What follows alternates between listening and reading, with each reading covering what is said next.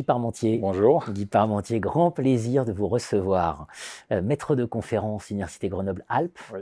Vous venez de publier avec Romain Gandia, maître de conférence à l'Université Savoie-Mont-Blanc, Stratégie et business model à l'ère digitale. Quand j'ai reçu votre ouvrage, je me suis dit, oh non, quand même, Guy ne va pas nous faire encore un manuel. Il y a du fond, hein. Il y a du fond dans stratégie et business model à l'ère digitale.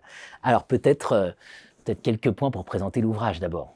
Alors oui, il y a du fond parce qu'en fait, c'est le résultat de 10 ans de recherche qu'on a fait avec Romain Gandia. On a fait énormément d'études de cas dans les industries numériques pour essayer de comprendre en fait qu'est-ce qui change fondamentalement dans la conduite des affaires dans ces industries-là et comment ça impacte en fait même l'ensemble de l'économie.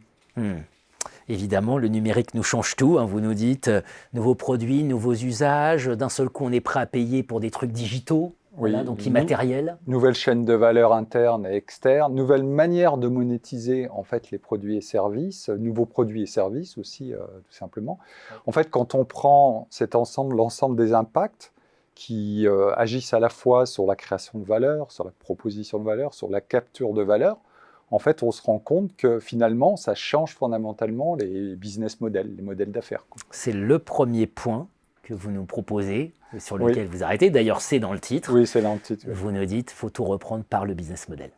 Et oui, parce que comment vous allez expliquer à votre banquier que vous allez perdre de l'argent pendant 5 ans ou pendant 10 ans ? Parce qu'il faut faire une base d'utilisateurs assez importante pour pouvoir effectivement, à partir d'un certain moment, créer de la valeur et monétiser tout ça.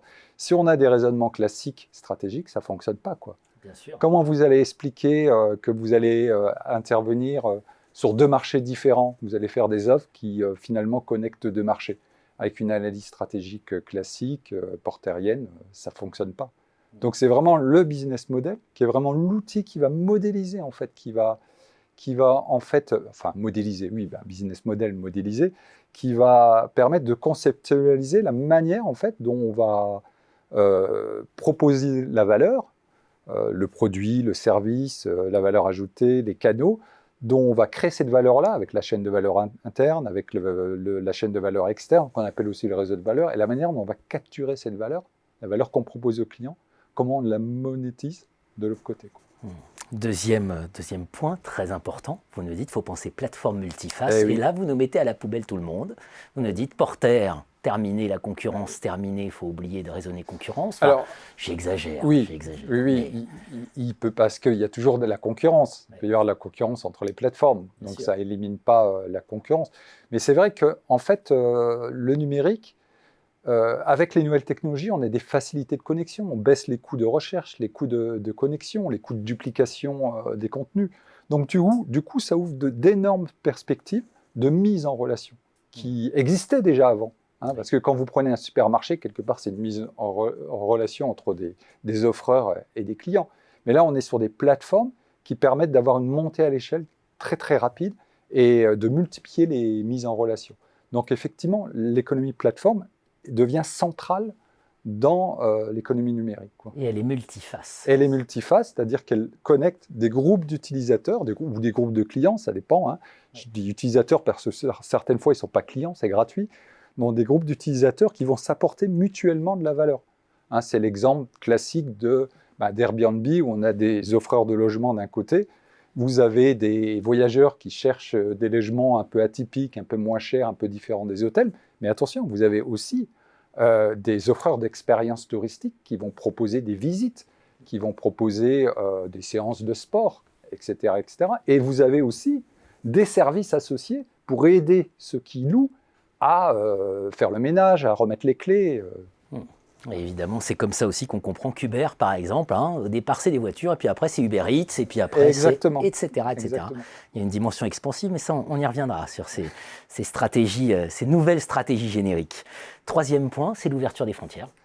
Alors, les frontières de l'entreprise et des frontières du produit et service aussi. C'est-à-dire que, quelque part, ça remet un peu en question la possession des ressources stratégiques, quoi. C'est-à-dire que dans le raisonnement stratégique classique, il faut posséder en interne les ressources qui permettent de créer de la valeur.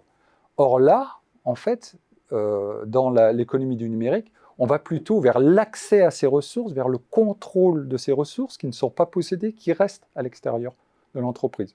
Hein, je reprends le cas de Airbnb. Airbnb ne possède pas ces logements.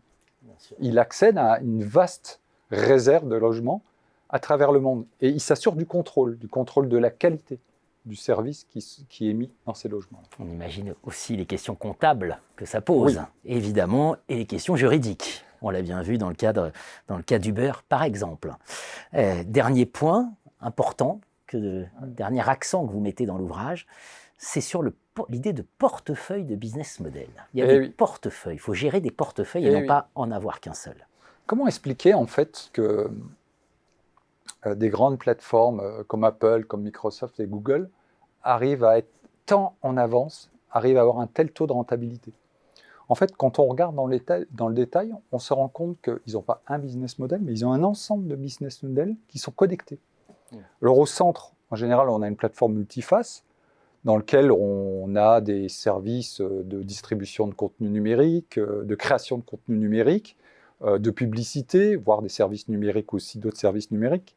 Tout ça crée des effets de réseau où ils s'apportent mutuellement de la valeur, tous ces services-là.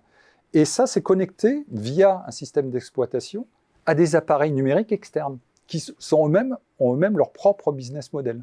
Donc tout ça, dedans, on crée des économies d'échelle, ça permet de réduire le coût. On crée des économies d'envergure, c'est-à-dire on produit avec des ressources communes, plusieurs produits, et voire on commercialise avec des ressources communes. Et ça crée des effets de réseau, c'est-à-dire chaque business model va apporter de la valeur aux autres. Et tout ça va constituer la rentabilité globale du système. Donc en fait, c'est des véritables machines de guerre qui posent des problèmes d'ailleurs de compétition et de régulation de la compétition, parce que ça crée des monopoles. Absolument. Vous avez reçu Annabelle Gauer sur oui, cette question et sur la question des régulations.